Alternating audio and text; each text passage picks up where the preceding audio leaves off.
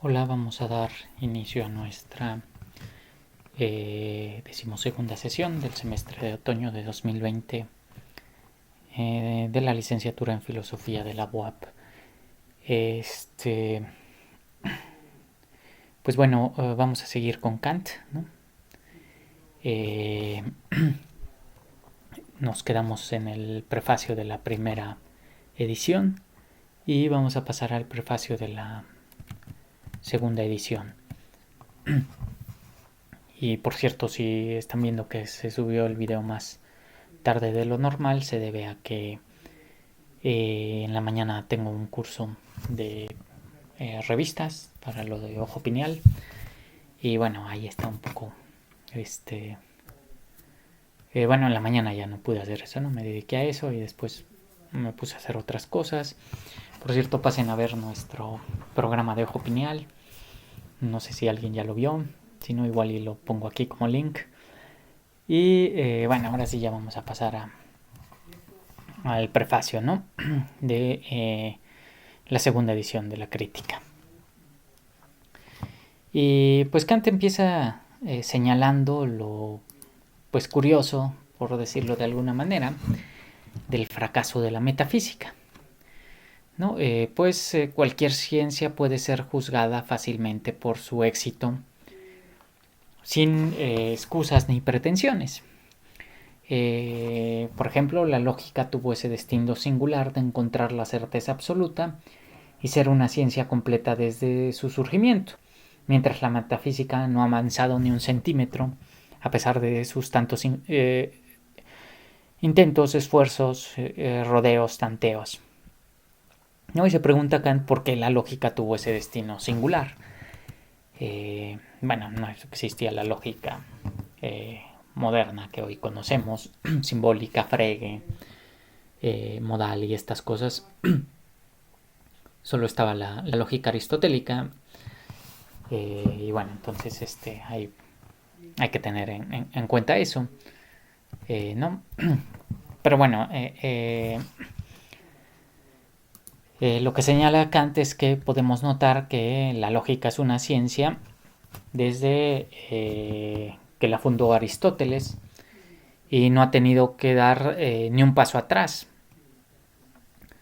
Y dice, y si ha tenido cambios son meras sutilezas, ¿no? Dice que no alteran en nada el edificio de la ciencia. Y dice, tampoco ha dado un paso hacia adelante, ¿no? Como si fuera un saber que desde su origen no tuviera nada que agregar, ¿no? De una vez para siempre ya fue delimitada. Y dice, todos los agregados que se han hecho de la ciencia, pues más bien se basan en la incomprensión de la naturaleza de la misma. Y cito, los límites de la lógica están perfectamente determinados por lo siguiente, que es una ciencia que únicamente contiene las reglas formales de todo pensar. Fin de la cita. Y ello independientemente de si es un pensamiento sobre lo empírico o a priori, independiente de su objeto, ¿no? Y del tipo de objeto, e independiente de las peculiaridades naturales o causales, que sean impedimentos de nuestro correcto pensar y de nuestro pensamiento, ¿no? Entonces solo se encarga de las reglas formales del pensamiento. Esto se lo debe la lógica justamente a ello, a que se refiere a esas reglas de todo pensar. Aunque su éxito sea también su límite, pues no se refiere ni puede referirse a nada más. Esta ciencia no trata salvo, y cito, del entendimiento en sí mismo y de su forma, ¿no? Fin de la cita. Y como se refiere meramente a la forma independientemente de la materia de su contenido, debe ser considerada como el vestíbulo de la ciencia, mas no la ciencia por excelencia. Ciertamente es un presupuesto necesario, una herramienta a la que deben recurrir todas las ciencias, pero solamente en tanto que presenta las reglas formales de todo pensar, y por ello mismo nada nos dice sobre la verdad o falsedad de los objetos a los que se refiere, sino solo sobre, para decirlo en un lenguaje más contemporáneo, la validez o invalidez de los juicios, ¿no? Aunque Kant no usa eso de validez e invalidez, pero se refiere a eso. La verdad del juicio no tiene que ver con si realmente es lo que dice es así, sino con que esté correctamente formado, ¿no? El modus ponens tiene una forma, o bueno, en lógica aristotélica clásica, ¿no? Eso de todos los hombres son mortales, Sócrates hombre, por lo tanto Sócrates es mortal. Ahí si pusiéramos otras cosas, ¿no? Y no fueran ciertas, no tiene que ver, la lógica no se refiere a eso, se refiere a la estructura, a la forma en la que se elaboran los juicios. Y entonces, pues nuestro ilustrado nos dice que debe identificarse en todo conocimiento procedente de la razón, aquello a priori en él, y entender que todo conocimiento puede referirse de dos maneras a su objeto. Y cito, o bien meramente determinar a éste y su concepto, o bien a hacerlo realidad. Fin de la cita. El primero es el llamado conocimiento teórico de la razón, el segundo, el práctico. De ambos debe de ser investigado lo que la razón determina en su objeto de conocimiento de forma completamente a priori. Y esta será la tarea de la crítica. Tanto la matemática como la física son conocimientos teóricos de la razón que determinan su objeto de forma a priori. La primera de forma completamente pura, la segunda solo prácticamente pura. ¿En qué consiste lo propio de la ciencia matemática y de la física, ¿no? ¿Cuál es su peculiaridad? Porque son distintas a la lógica. La lógica solo son las reglas formales del pensamiento. Y en cierto sentido, pues ni siquiera es una ciencia, dice Kant, ¿no? Es el vestíbulo de toda ciencia. Es como la herramienta que usan todas las ciencias. Porque a todas les interesa construir correctamente sus juicios. Y dice, bueno, la historia de la matemática fue diferente a la de la lógica, pues ésta no encontró el camino seguro de la ciencia en sus orígenes en Egipto, sino que tuvo que esperar a alcanzar tierra firme en los griegos, justo porque no se ocupa únicamente de la forma del pensamiento y sus reglas. La matemática alcanzó la tierra firme de una ciencia con una revolución del pensamiento que se puede identificar con la demostración del triángulo equilátero, independientemente de que haya sido Tales o cualquier otro. Lo importante es el cambio que se produjo. Esto sucedió cuando, cito, descubrió que no debía atender lo que veía en la figura o en el mero concepto de ésta, y que sus propiedades se extraen más bien a priori, por medio de lo puesto en él. Fin de la cita. Si la matemática es una ciencia, es gracias a ello. Su seguridad está fundada en que es una ciencia a priori, que no estudia las cualidades o atributos empíricos concretos, sino que, cito, para saber algo a priori con certeza, no se debe añadir a la cosa más lo que de ella se sigue necesariamente de acuerdo con el concepto que se ha puesto. Fin de la cita, ¿no? Y esto para Kant es como muy importante, que las ciencias en realidad se ocupan del objeto que ellas mismas crean y que predeterminan de forma a priori. Es decir, la matemática se encarga de el triángulo o las figuras geométricas, ¿no? La geometría tal cual ella los define, no de las figuras empíricas reales. Es decir, no es por un proceso de inducción, no es mediante la experiencia de ver ciertas formas que nosotros hacemos abstracción y decimos y llegamos a las figuras geométricas, sino que a priori definimos cómo son.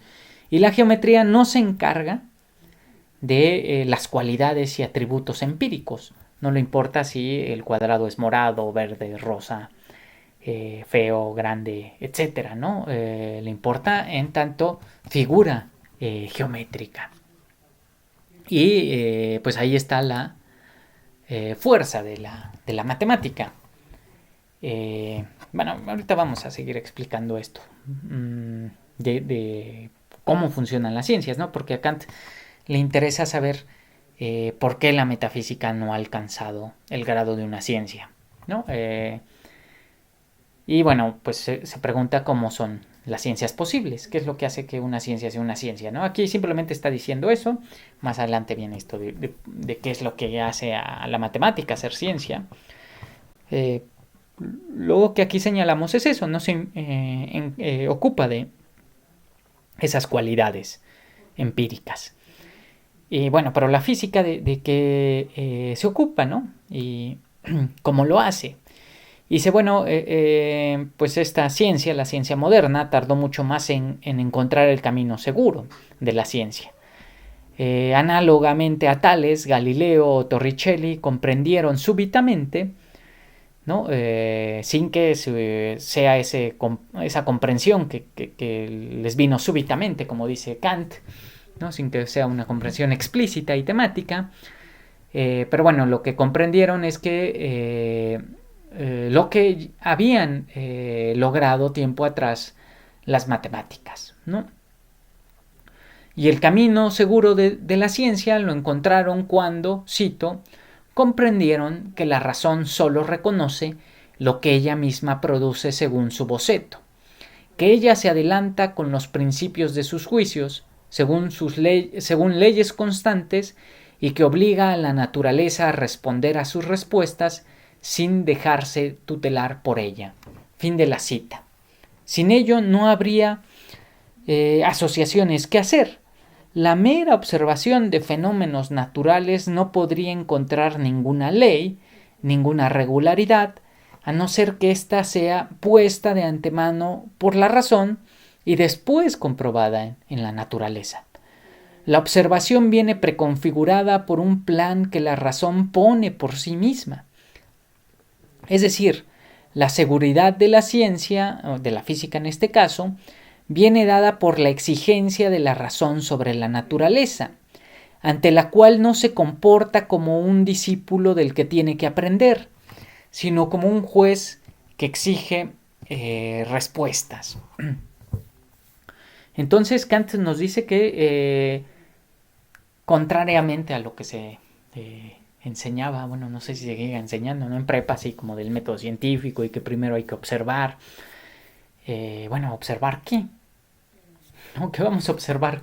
Un poco...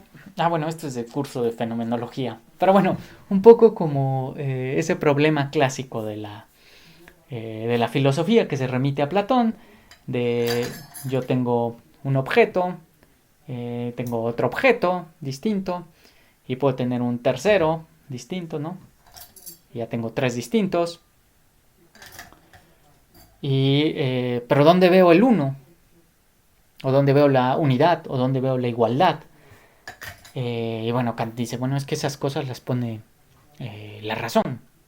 Esas cosas no están en la naturaleza. En la naturaleza no existe el uno, no existe la igualdad, no existe la identidad. Pero bueno, entonces la razón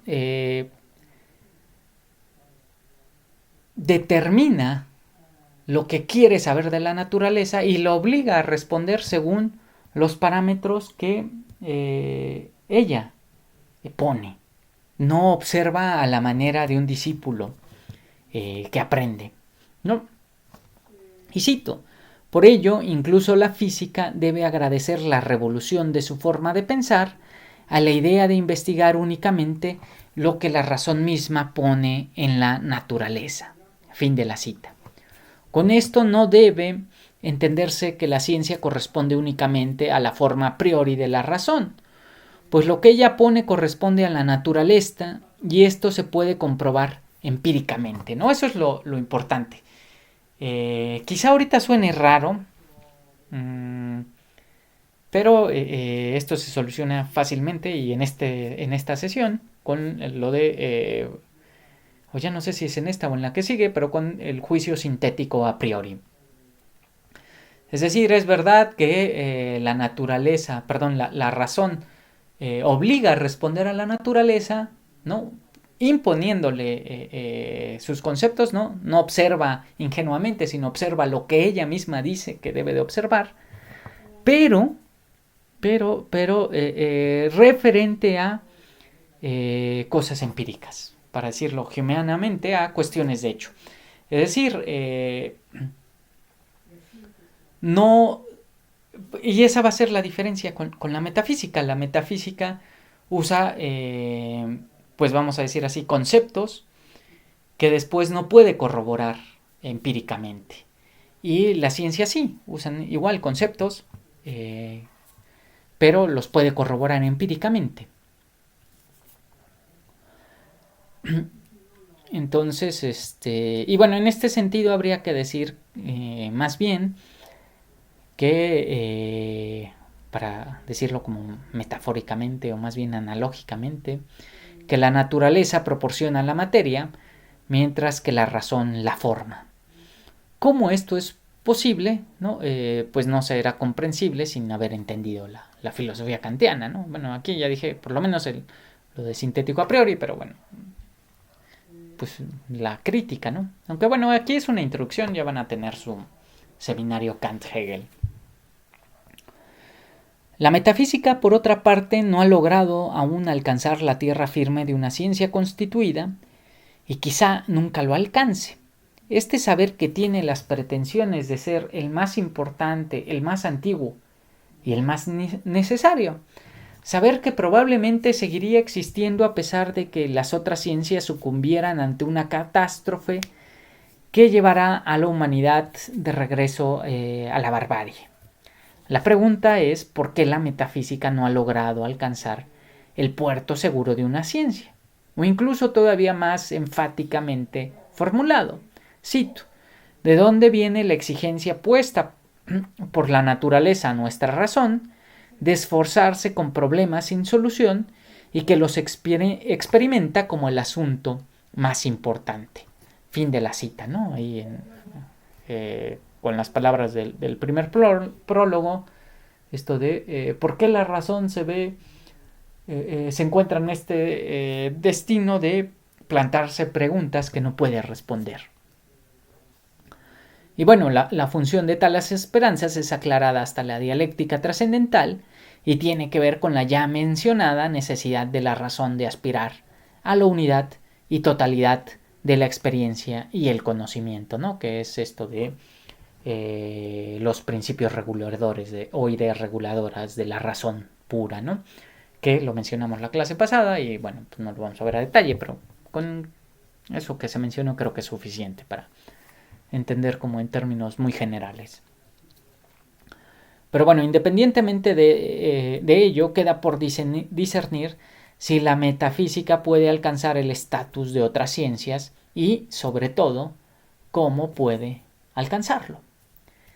El reciente éxito de la física debería hacernos pensar, sugiere Kant, que necesitamos hacer un cambio en nuestro modo de pensar, que debemos de buscar el método que lleve a la filosofía a convertirse en ciencia, que debemos buscar el camino para llegar a la misma iluminación y revolución que llegó la matemática y la física. Este cambio necesario en la filosofía será llamado por el pensador prusiano revolución copernicana de la filosofía. Y esto es muy importante, ¿no? Kant dice, la misma revolución que hizo Copérnico, bueno, no la misma, pero una revolución análoga a la que hizo Copérnico en las ciencias de la naturaleza es la que él pretende hacer con su filosofía, ¿no? Y solo gracias a ello, quizá la metafísica puede alcanzar el camino de la ciencia, pero solo quizá, ¿no? De hecho, ahí en la crítica a la razón pura, pues más bien dicen, no lo puede alcanzar. No lo puede alcanzar en ese sentido. Si lo alcanza, sería en otro sentido. O sea, no en el sentido de la física. Y bueno, cito, hasta ahora se ha presupuesto que todo nuestro conocimiento debe estar regido por los objetos. pero bajo este supuesto cualquier intento de determinar algo a priori a través de conceptos, con lo cual se ampliaría nuestro conocimiento, ha sido infructuoso. Quizá deberíamos presuponer algo diferente, con lo que se avanzaría más en la metafísica. Presupongamos que los objetos se rigen por nuestro conocimiento, lo cual se adecúa mejor a la posibilidad de un conocimiento a priori de los mismos. Fin de la cita.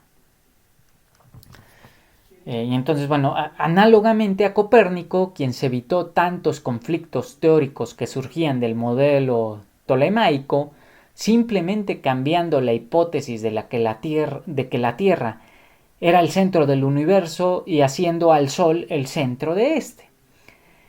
En lugar de suponer que son las estrellas y los planetas los que giran alrededor del espectador, probó si no sería a la inversa, dejando fijos estos y haciendo girar al espectador, ¿no? Y entonces en filosofía es lo que debemos de hacer. Kant dice, siempre hemos presupuesto que nuestro conocimiento se rige por los objetos, que lo que yo conozco viene determinado por las cualidades de estos objetos. Pero si presuponemos eso, es inevitable escaparse del escepticismo.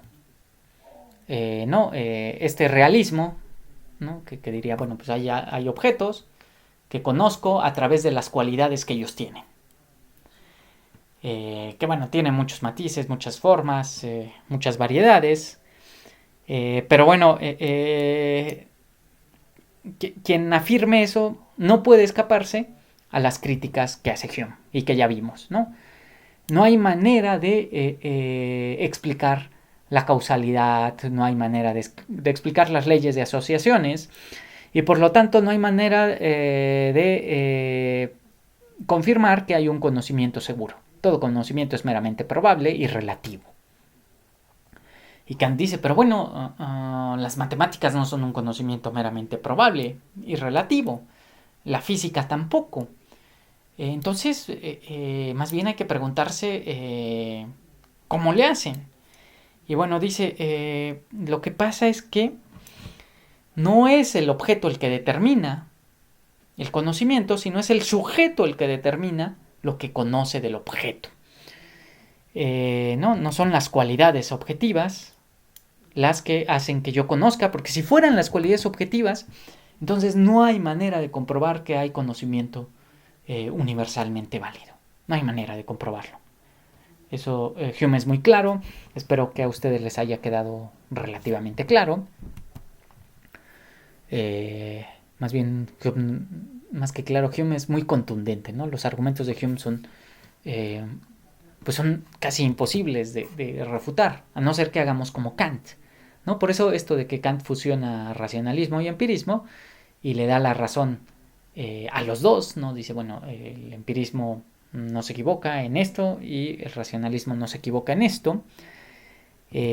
Aunque bueno, de hecho ve más feo al racionalismo por esto de que lo identifica con el dogmatismo y las consecuencias políticas que ello implica. Pero bueno, siguiendo esta explicación, cito, si la intuición debiera regirse según las cualidades de los objetos, no veo cómo podríamos determinar algo a priori de estos. Si el objeto se rige en tanto objeto de los sentidos, de acuerdo con las cualidades de nuestra capacidad de intuir, entonces puedo representarme sin problemas esta posibilidad. Y bueno, aquí como pequeño comentario, Kant está usando ahí la palabra, en esa misma frase, object y Gegenstand. Y las traducciones que he visto ponen a los dos como objeto, ¿no? Esto ya lo expliqué en una sesión, aunque quizá fue en una sesión de fenomenología. Pero bueno, ya ni modo. El punto es que la filosofía germana tiene esa dificultad a la hora de ser traducida y de ser pensada, ¿no? De que juega muchas veces con los conceptos de origen latino y de origen germano. ¿no? Entonces, Object de origen latino, Gegenstand de origen germano. Y pues bueno, ahí los traductores no dan explicación. En términos generales, pues sí son sinónimos, ¿no? A pesar de que son especialistas en Kant. Y bueno, no me quiero meter a eso tampoco. Si los especialistas en Kant no le dan importancia, no le demos importancia. Aunque ahí hay algunos matices, ¿no? Igual en Phänomenerscheinung, que bueno, ya les puse esa lista, aunque quizá también solo la puse en fenomenología. Ya veré si bueno, ahí me dicen si en este curso alguien quisiera ver esa lista, y pongo una lista como de los conceptos más generales que están en origen latino y origen germano, y que a veces complican un poquito estas cosas, ¿no? De hecho, Kant, ahorita vamos a esto, cuando hablamos de que Kant se refiere a los fenómenos, pues la palabra que está usando es Erscheinung, no Phänomen. Y en la crítica a la razón pura usa los dos, Erscheinung y Phänomen, pero en sentido distinto, ¿no? Entonces es así, los traductores lo que hacen es fenómeno con minúsculo y fenómeno con mayúscula, ¿no? Y ahí ponen su explicación. Pero bueno, entonces lo importante es eso.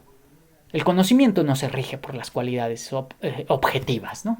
Las cualidades de los objetos, sino de acuerdo con nuestras capacidades, ¿no? De acuerdo con nuestras cualidades, de acuerdo con nuestras, nuestras cualidades subjetivas, ¿no? Objetivas.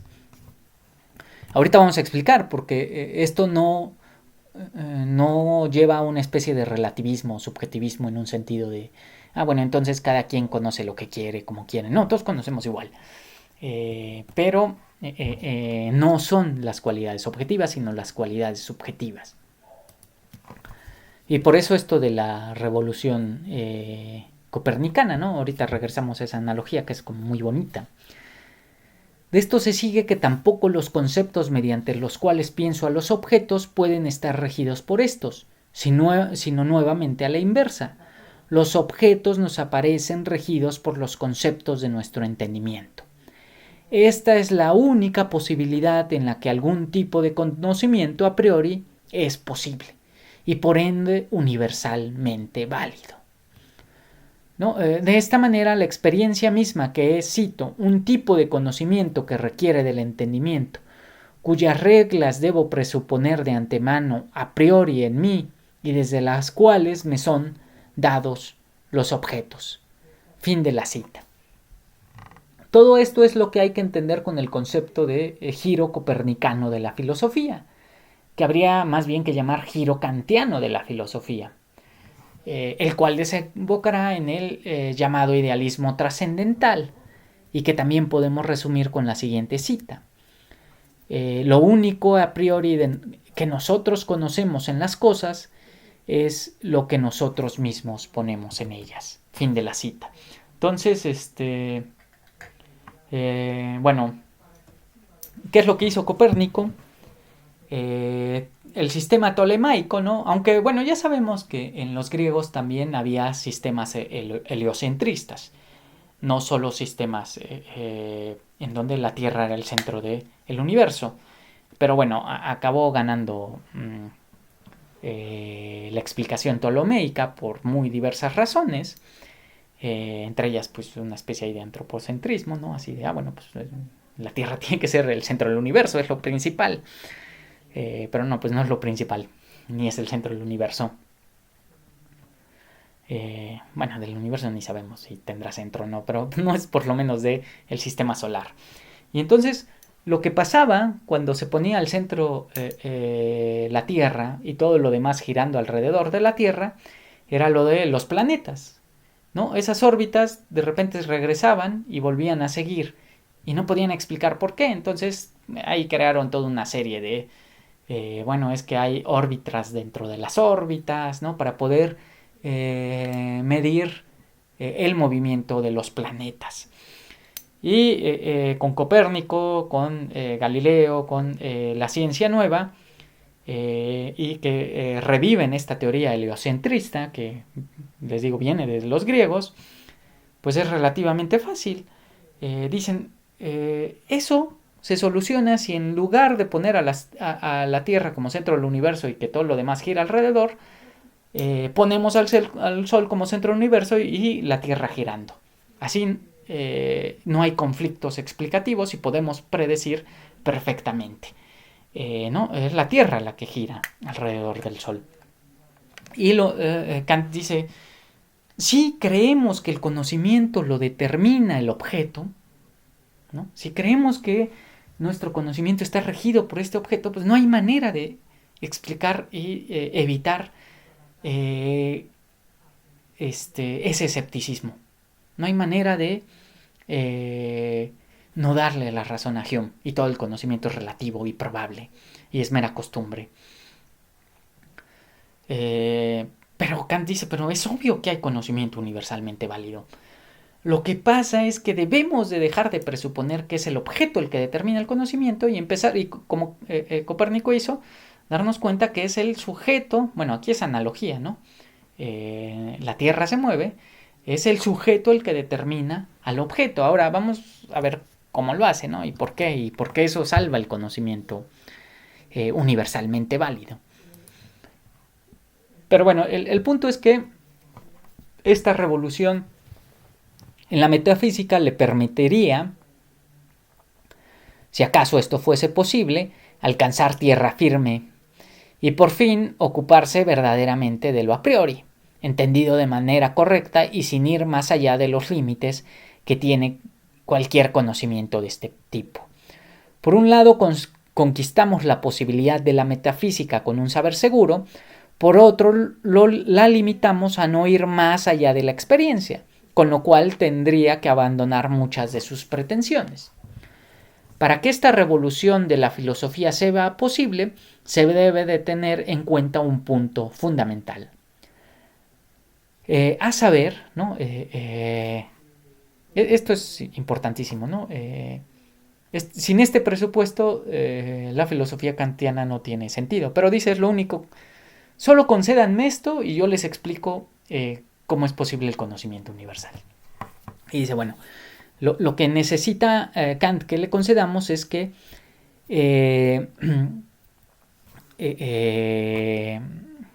bueno, y necesita que se lo concedamos porque no hay manera de comprobar eso de manera empírica. No podemos recurrir a un experimento para verificar estas condiciones a priori, ¿no? Puestas por nuestro entendimiento o nuestra sensibilidad. También ya la clase pasada mencionamos eso.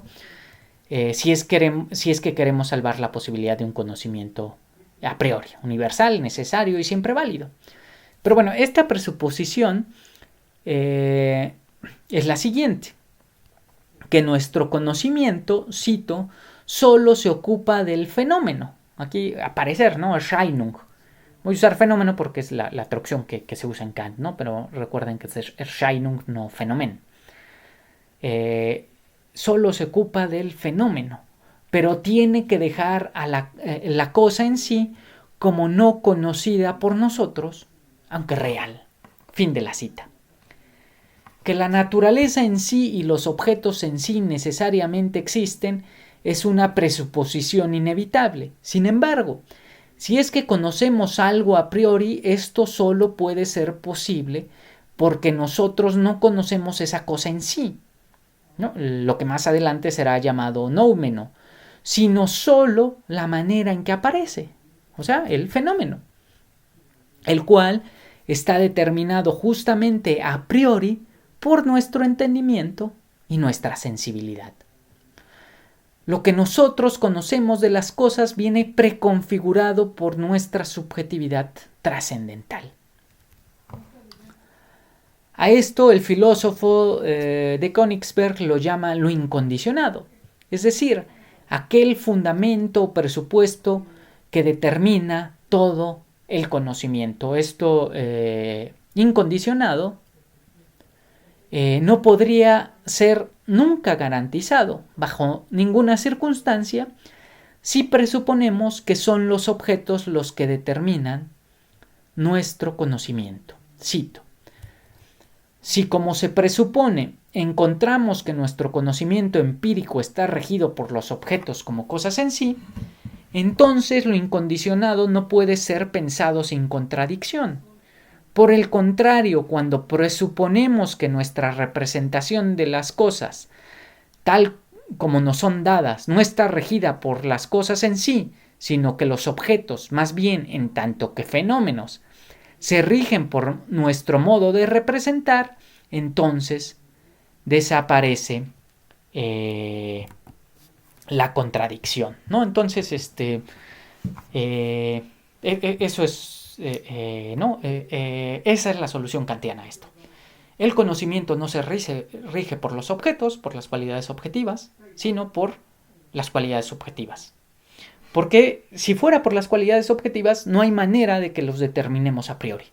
Ahí viene Kant, ahí viene Hume, ¿no? Todo es por mera costumbre, por mera probabilidad, ¿no? Hábito y experiencia repetida, ¿no? Bueno, ese es el hábito. Impresiones que se van repitiendo. Si realmente estuviera determinado por las cualidades objetivas. Si está determinado por las cualidades subjetivas, entonces es a priori.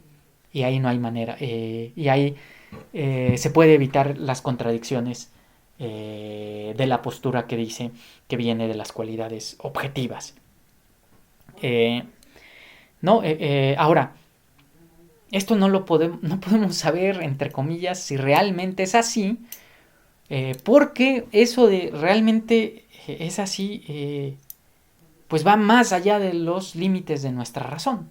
Nuestra razón solo conoce lo que el entendimiento piensa y la experiencia comprueba, ¿no? Aquí de la cosa en sí, pues no podemos tener experiencia, pero sí podemos pensarla sin contradicción.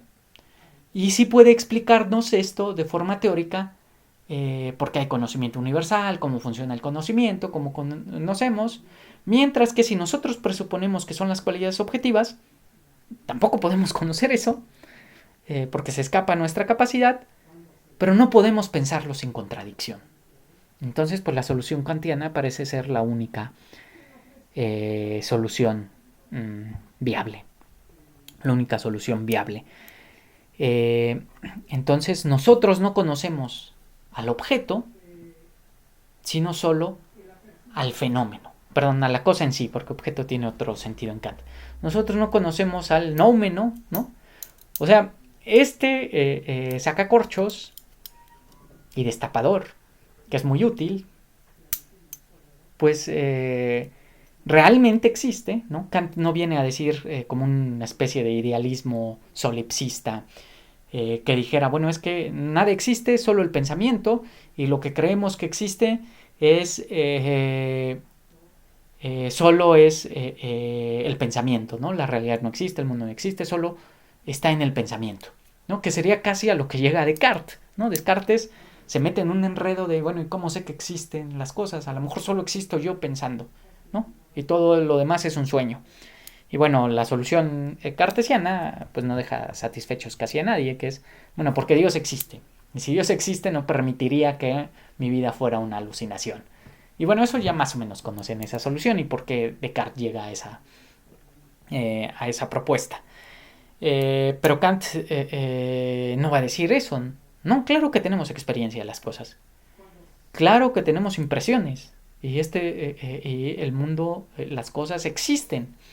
Lo que pasa es que no sabemos y nunca vamos a poder saber cómo son en sí mismas. ¿Cómo es sacacorchos? No tenemos ni la más remota idea ni nunca lo vamos a tener. Lo único que conocemos es cómo nos aparece a nosotros. ¿No? Voy a poner aquí una especie de ejemplo ahí, analógico de, hagan de cuenta que estas son las cualidades subjetivas del conocimiento, ¿no? Estos lentes. De un lado está la sensibilidad y del otro lado el entendimiento, ¿no? Y bueno, aquí en medio hasta podemos poner a la imaginación, que ya les dije. Son las facultades de la razón. Y solo cuando entran las tres en función hay conocimiento. Si solo nos quedamos con el entendimiento puro, no tenemos conocimiento. Podemos pensar las cosas, pero no conocerlas. Si solo nos quedamos con la parte sensible, tenemos experiencia, pero no las conocemos. Y con la imaginación tampoco, ¿no? Entonces entran las tres en función. Las tres tienen que conectarse para que pueda haber conocimiento, ¿no? No puede ser solo entendimiento ni solo sensibilidad. Entonces, bueno, supongamos que la cosa en sí son todas las cosas, pero digamos, en este ejemplo es esto, ¿no? La cosa en sí del sacacorchos. Y vamos a suponer que yo sin lentes fuera ciego. Entonces, yo solo puedo conocer gracias a estas cualidades subjetivas. Entendimiento, sensibilidad, ¿no? Y bueno, imaginación ahí, aunque la imaginación, ya les dije, ahí tiene un estatus un poco raro, pero también es una facultad de la razón. Pongamos a las tres si quieren simplificar para no perderse. Identificar estética trascendental con sensibilidad y lógica trascendental con entendimiento, pues entonces solo esas dos entran, ¿no? Bueno, si nos quitáramos eso, ¿no? Supongamos que yo me quito mis cualidades subjetivas, eso no se puede hacer, pero estamos haciendo ese ejemplo. Si yo me las quitara, no vería nada. Todo sería, bueno, los que no vean muy bien, tendrán experiencia, no se ve borroso, pero imagínense que se vería borroso de una manera que sería indeterminado, ¿no? Lo más cercano que podríamos decir de la cosa en sí es eso, que sería un caos indeterminado, ¿no? Incluso se perdería el contorno de el sacacorchos. Todo sería algo borroso, indeterminado, caótico. Entonces, sí existe. Eso me afecta. Tengo experiencia de ello, de las cosas. Pero solo tengo conocimiento y solo las experimento de la manera en que mi subjetividad me hace o hace que me aparezcan, ¿no? Si me quito esto, ya no me aparecen. Es un caos, todo borroso. Entonces solo conozco lo que mis cualidades subjetivas ponen. Y ahora por eso les digo, no es el subjetivo en el sentido como de, bueno, entonces cada quien conoce lo que quiere y yo solo veo de este objeto lo que yo quiero. No, estos lentes son los mismos para todos. Es la subjetividad trascendental. No es un sujeto concreto, no soy yo como persona, es como si fuera mi esqueleto, ¿no? Ese esqueleto es igual en todos. Y no hay manera de que sea de otra manera. Y sin ese esqueleto no nos aparecería así las cosas. Y bueno, ese esqueleto no es empírico, aunque Kant lo deja un poco indeterminado, pero no puede ser el empírico, porque si lo confundemos con el empírico, pues entonces ya no es universal a priori, en el sentido en que lo piensa Kant, ¿no? Pero bueno, pues sí, incluso un poco más vulgarmente dicho, aunque aquí sí se confunde con la subjetividad empírica, pero bueno, lo mismo, si obviamente hay objetos, obviamente gracias a la luz y a muchas cosas es posible que yo vea, pero si yo me quito los ojos, pues dejo de ver, ¿no? Aunque bueno, ahí es la subjetividad empírica, pero algo así análogo, piénsenlo, ¿no? Aquí me quito mis ojos y pues ya no, la cosa en sí es un caos indeterminado. Entonces solo conozco gracias a estos lentes. Y de hecho Kant deja insinuar que quizá haya otros seres que tengan otra estructura y que conocen de otra manera. Las mismas cosas en sí les aparecen de otra manera porque tienen otra estructura subjetiva, ¿no? A lo mejor a las cucarachas les aparece de otra manera porque tienen otra estructura. Pero bueno, aquí tenemos el suelo gracias al cual Kant llamará a su propia filosofía idealismo trascendental. Idealismo porque el conocimiento no está regido o determinado por el objeto en sí mismo, sino que el aparecer de las cosas está determinado por el sujeto. El concepto trascendental será explicado más adelante, ¿no? Quizá en la siguiente sesión. Ya no recuerdo si en la siguiente, en esta. Pero bueno, por último termina señalando que si bien el conocimiento de lo incondicionado por medio de la razón puramente especulativa, es decir, un conocimiento que va más allá de la experiencia, se revela como una tarea que no puede realizar la metafísica, le queda a esta al menos la posibilidad de poder determinar lo incondicionado desde su conocimiento meramente práctico, y de esta manera sobrepasar los límites de lo sensible, aunque sea solo de forma regulativa. Así avanzaría la metafísica, aunque sus conocimientos pues serían vacíos, ¿no? Y meramente regulativos. Se ha mencionado que la tarea de la crítica consiste justamente en lograr en la filosofía y en la metafísica justamente una revolución análoga a la acaecida en la matemática o en la física, y se ha explicado cuál es el presupuesto necesario para lograrlo, ¿no? Esto de solo conocemos el fenómeno, no el noumeno. Sin embargo, no se ha detallado en qué consistiría tal ciencia una vez depurada gracias a la crítica. A esto se tiene que decir que la obra, cito, es un tratado sobre el método, no un sistema sobre la ciencia misma. Fin de la cita. Si bien traza un perfil completo de todo el edificio y la estructura de esta ciencia, porque, cito, nada puede añadirse a los objetos en el conocimiento a priori, fuera de lo que toma el sujeto pensante de sí mismo, y porque la razón es, respecto de los principios del conocimiento, una unidad completamente separada y subsistente por sí misma. Fin de la cita. De ser cierto esto, entonces, la metafísica tendría que convertirse en una ciencia terminada de una vez para siempre, a la manera de la lógica, aunque no con el mismo contenido.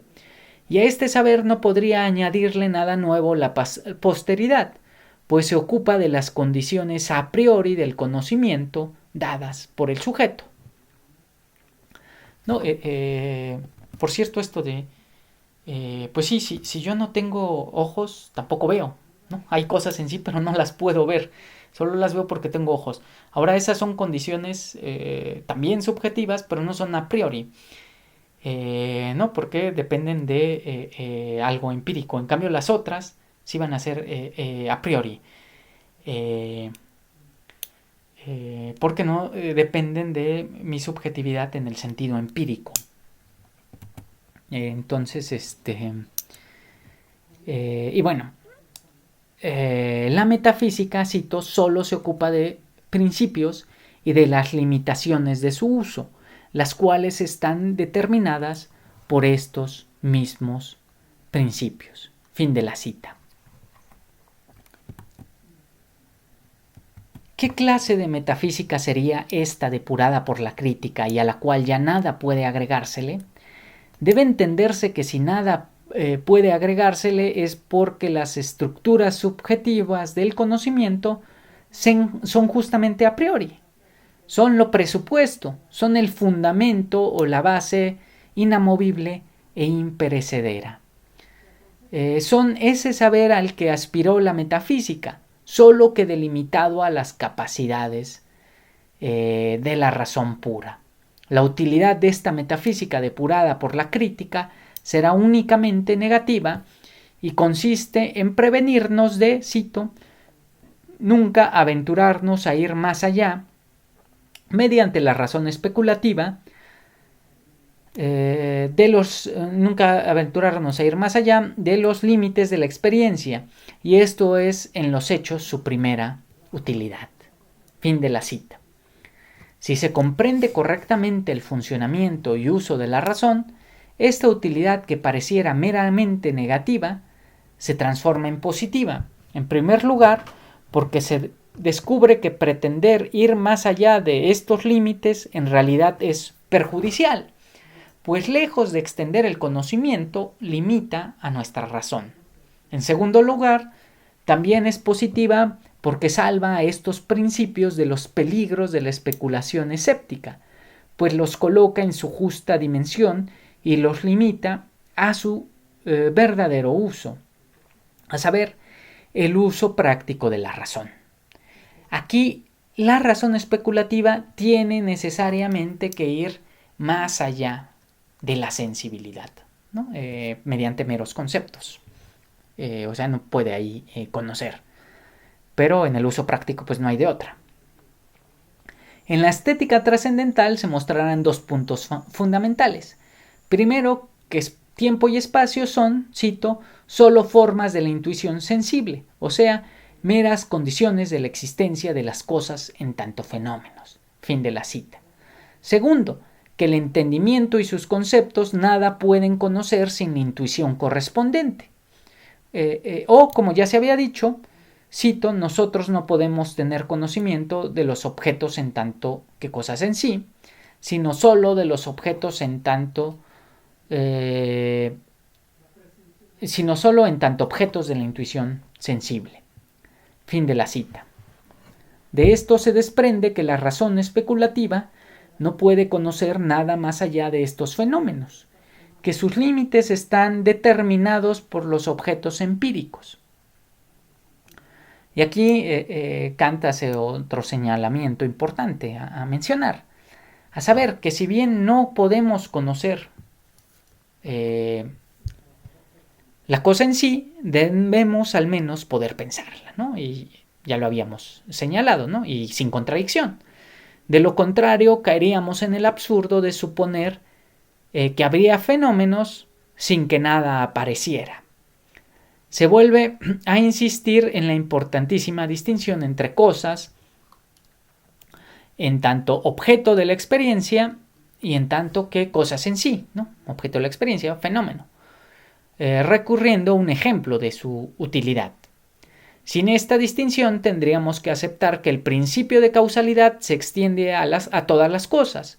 Por lo tanto, el alma estaría sometida a la causalidad y no podríamos considerarla libre, sino simplemente determinada, ¿no? Quizás esto lo suene un poquito raro, pero gracias a esta distinción pues se salva la libertad, ¿no? Que para Kant era fundamental, ya lo mencionamos al inicio con qué es la ilustración, y en la clase pasada cuando ve con ánimo ¿no?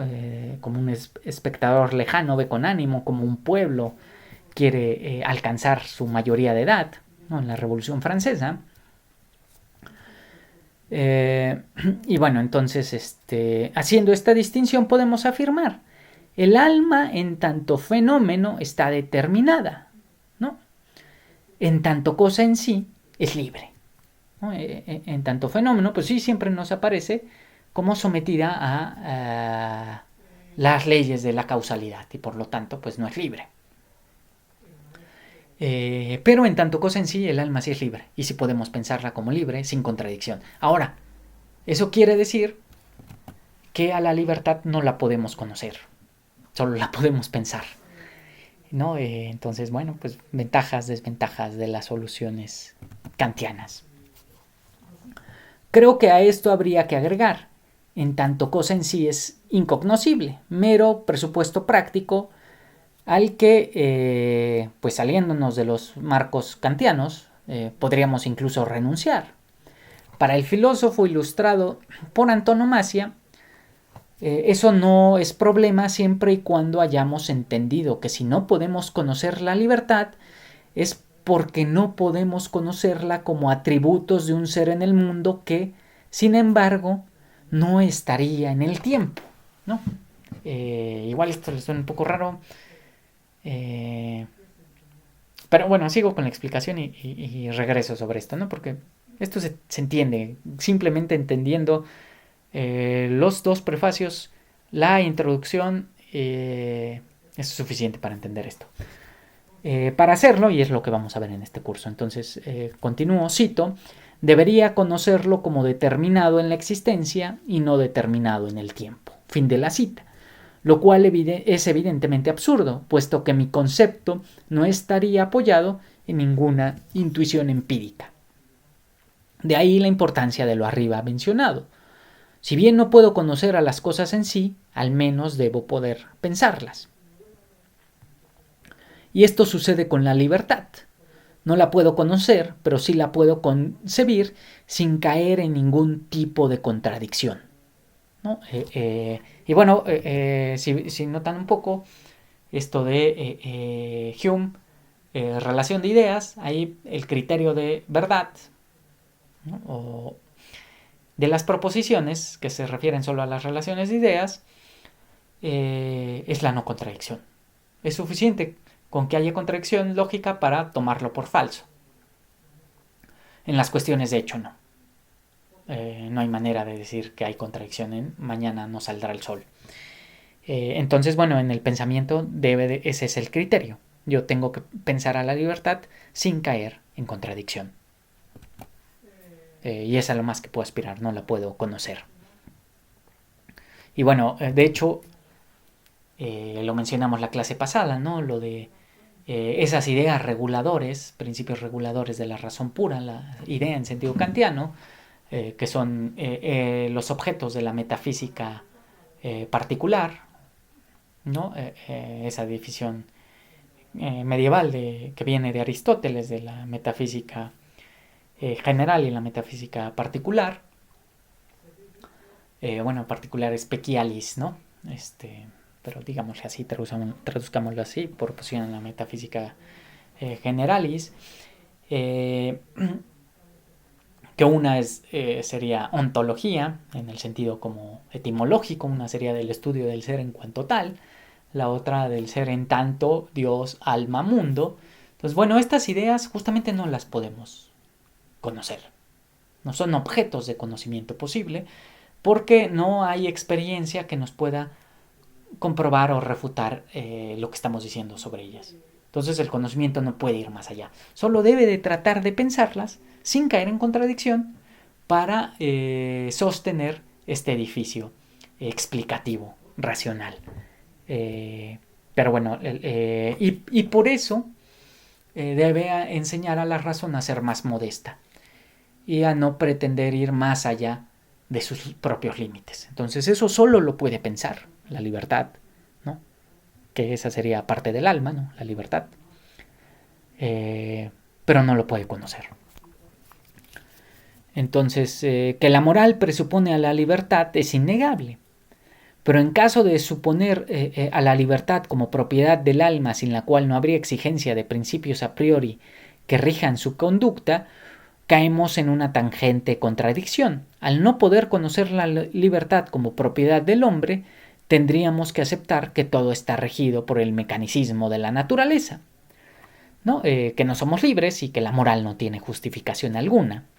La distinción noumeno-fenómeno salva así tanto al reino de la causalidad, ¿no? Hay una causalidad determinada, fija, que no es meramente probable, como dice Kant, porque está puesta por nosotros, pero no puesta por nosotros tomadas de las cualidades objetivas de las cosas, sino tomadas desde nuestras propias cualidades subjetivas, a priori y trascendentales, y al mismo tiempo, ¿no? de salvar este reino de la causalidad y de la necesidad, salva al reino de la libertad, sin caer en contradicción alguna, ¿no? Nosotros estamos determinados y al mismo tiempo somos libres. Que para Kant es fundamental las dos cosas. Para Kant es fundamental salvar la universalidad del conocimiento frente al relativismo escepticista empirista y al mismo tiempo defender la libertad y la autodeterminación individual, ¿no? Entonces su filosofía salva las dos. Entonces lo mismo se extendería a la idea de Dios, naturaleza, bueno, mundo, naturaleza y hombre o alma.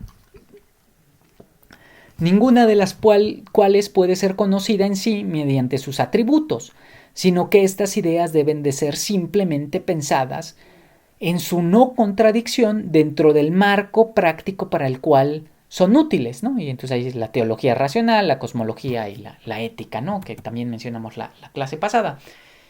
Y solo son eso, ideas reguladoras que dan integridad a nuestras aspiraciones del conocimiento y que debemos poder pensar sin contradicción, pero que no podemos conocer, ¿no? Y entonces, pues ahí justamente esto de... bueno, este ejemplo que es muy clásico de las antinomias de la crítica a la razón. No podemos conocer a Dios, es imposible, ¿no? No hay manera de comprobar que Dios existe. Eso sobrepasa los límites de nuestro conocimiento. No hay intuición que venga a corroborar eso. Intuición empírica, aunque bueno, en Kant todas las intuiciones son sensibles, lo digo por Husserl. Pero Kant, por eso estas antinomias de la razón, ¿no? No podemos comprobar que Dios existe, pero tampoco podemos comprobar que Dios no existe. Por lo mismo, porque estaríamos sobrepasando los límites de nuestra razón. Lo único que podemos hacer es pensarlo, sin contradicción. Pero cualquiera que nos quisiera decir, bueno, es que Dios es esto o esto, y hace esto o aquello, pues habría que tomarlo como falso, ¿no? Desde esta postura kantiana. No hay manera de saber eso. ¿No? Y por eso esto de que Kant ahí dice, bueno, una postura teísta es insostenible, una postura ateísta es insostenible, la única postura sostenible racionalmente es el agnosticismo. ¿No? No puedo conocer al respecto, si existe o no existe. Pero bueno, justamente el error de la metafísica y el origen de su fundamento se encuentra en pretender ir con estos principios, ¿no? Con estas ideas reguladoras, más allá de la experiencia, sin darse cuenta que con ello no logra aumentar el conocimiento, pues pretenden hacer fenómeno la cosa en sí. Y lo peor, merman el suelo en el que se fundamenta la moral. Es verdad que ahí donde hay metafísica, ahí habrá también una dialéctica de la razón y todas las contradicciones y absurdos que la acompañan, porque pretende conocer lo que por principio no se puede conocer, ¿no? Acuérdense que Kant usa la palabra dialéctica en ese sentido, ¿no? Hay una parte que se llama así, dialéctica trascendental, y tiene que, bueno, el ejemplo que di está en esa parte. Tiene que ver con todo este uso ilegítimo de la razón, cuando pretende ir mediante meros conceptos a determinar cosas de las cuales después ya no puede tener experiencia. Entonces no puede ni corroborar, ni verificar, ni refutar. ¿No? Por ello, una de las tareas importantes de la crítica es la de, cito, cerrar de una vez para siempre la fuente del error y todo el perjudicial influjo. Fin de la cita. Para Kant, esta pérdida de las pretensiones infundadas Para Kant, esta pérdida de las pretensiones infundadas de la metafísica no afecta en nada las aspiraciones de la humanidad y la utilidad que se ha extraído de ella seguirá fluyendo, pues los principios quedan a salvo en tanto necesarios para el uso práctico.